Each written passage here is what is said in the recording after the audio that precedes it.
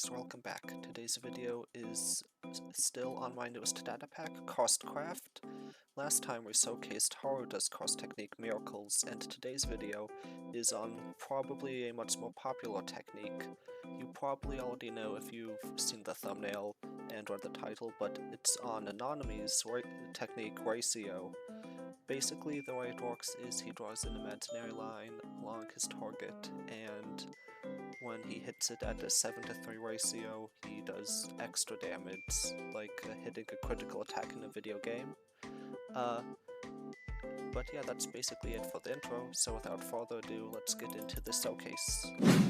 Okay, so just like last time, you get a cost technique by being quote-unquote born with it, which basically just means whenever you join the game, you're randomly given one. And if you get the ratio technique, then you'll get this message, which explains how it works. And also, just like last time, you need to go to your 8th hotbar slot and sneak to use it. As you can see, you get this little message in it, but you don't get any item, because this one is just passively active, meaning you don't really get any moves and stuff.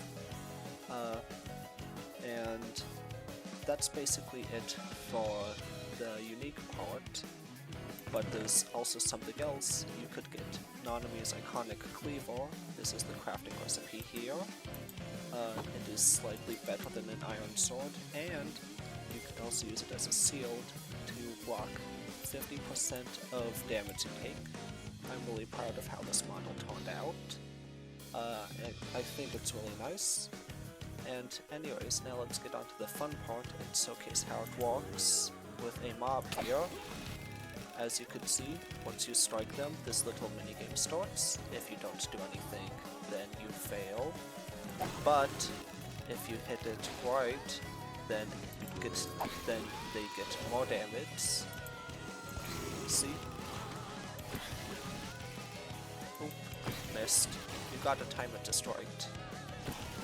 But yeah, basically the way this technique works is this custom little UI bar appears on screen, and whenever it turns red, you need to sneak, and that's how you use the technique, and it does more damage. Also, of course, if the enemy dies, then the technique ends early, and you could also sneak right away to cancel it too. But yeah, as you can see, the UI bar turns red whenever it's ready to be used, and it turns that at the 3 mark and at the 7 mark. You just got to get the timing right. And also, there's an extension for this technique, in which you use it on the environment instead of mobs. To do this, you just got to look straight down, and it summons in this little particle cloud, and gives you this little text message. And if you time it right, oh dang it, if you time it right, it does an explosion. Explosions don't work for this set here though, but if we were outside, then you'd see it's like just a pretty big explosion basically. Just destroys the area.